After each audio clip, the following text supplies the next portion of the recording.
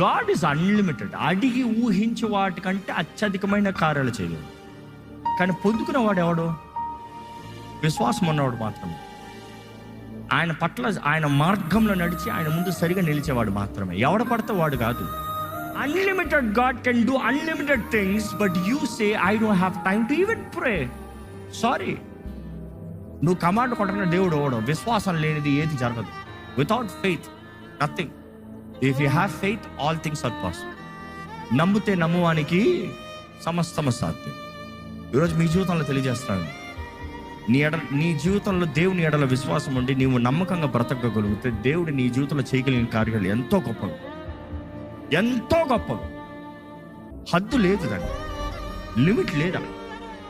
నీ జీవితంలో అడిగి ఊహించి వాటికంటే అత్యధికమైన కార్యాలు చేస్తాడు. గొప్ప విజయాన్ని ఇస్తాడు. అన్ని విషయాల్లో నడిపిస్తాడు.